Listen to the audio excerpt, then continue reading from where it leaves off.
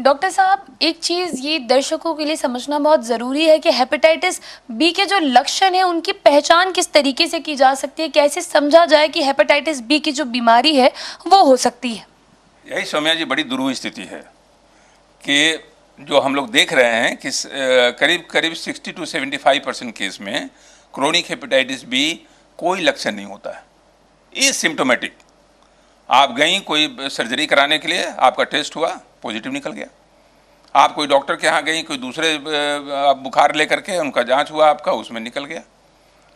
तो ये सिम्टोमेटिक होता है। इसलिए आपको कई बार आप ब्लड ट्रांसफ्यूजन देने गई किसी को, किसी को ज़रूरत है खून देने की, आप देने गई, वहाँ जो टेस्ट हुआ स्क्रीनिंग टेस्ट, उसमें आपका पॉजिटिव आ गया, तब आपको पता चला कि हेपेटाइटिस बी का वायरस आपके अंदर पल रहा है।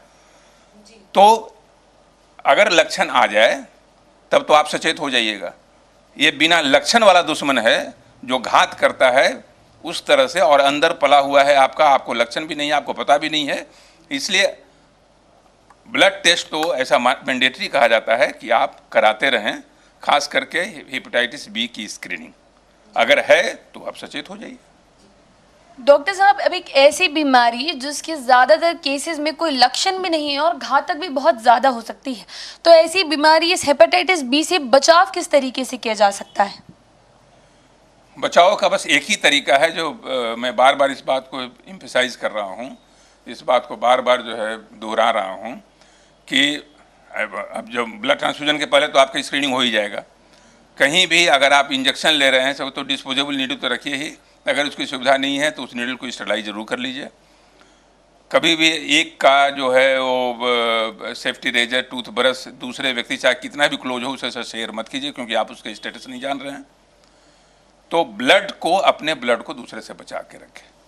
दूसरी चीज़ कि सेक्सुअल रिलेशन कभी भी बिना प्रोटेक्शन के न करें, हमेशा कंडोम का इस्तेमाल करें, क्योंकि उससे आपको हेपेटाइटिस बी से बहुत हद तक निजात मिलेगी। हाँ, अगर आप हस्बैंड वाइफ हैं जो एक दूसरे को जान रहे हैं कि जिसका कोई वायरस नहीं है, कुछ नहीं है, आप आराम से निश्चिंत होकर कर सकते हैं। लेकिन जो नॉर्मल अनडिटेक्टेड जो आप बॉयफ्रेंड गर्लफ्रेंड हैं उसमें ज़रूर या तो हेपेटाइटिस बी की स्क्रीनिंग अगर आप जान रहे हैं तो ठीक है, नहीं तो दूसरा इस्तेमाल करें कंडोम का।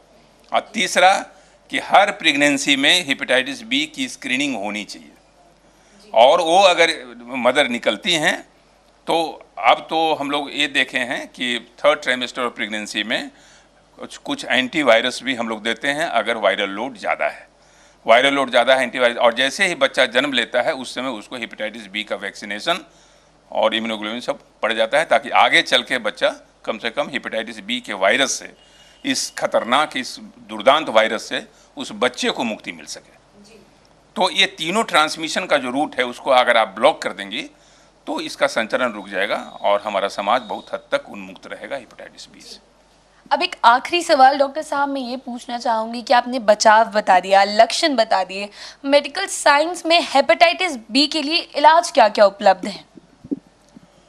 बहुत सही है, बहुत ज्वलंत प्रश्न है कि हेपेटाइटिस बी नॉर्मली जो हम लोग उसका पैरामीटर देखते हैं कि लीवर का फंक्शन हम लोग देखते हैं। हेपेटाइटिस ई एंटीजन है, एंटी ई एंटीबॉडी है, और एसजीपीटी है, एचबीवी डीएनए लोड देखते हैं। अगर ये ज़्यादा है तो एंटीवायरल जो होते हैं, टेनोफाविर है, एंटाकाविर है, इंटरफेरॉन है, बहुत सारी दवाइयाँ हैं, उसका इस्तेमाल हम लोग करते हैं।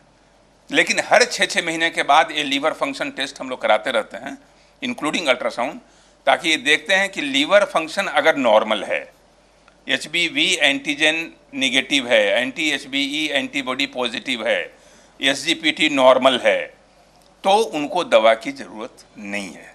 लेकिन हर 6 मंथ्स पे इन इन्वेस्टिगेशंस का ये जांच की सुविधा होनी चाहिए, जांच करा के देखते रहना चाहिए। जैसे ही पैरामीटर बढ़े तो एंटीवायरल मेडिसिन जो मैं बता रहा था आपको कि टेनोफाविर, एंटाकाविर, इंटरफेरॉन, बहुत सारे हमारे पास अस्त्र शस्त्र हैं, ऐसा नहीं है कि अस्त्रों की कमी है, वो अस्त्र चला करके हम इस दुश्मन को बिल्कुल नेस्तनाबूद कर सकते हैं, खात्मा कर सकते हैं।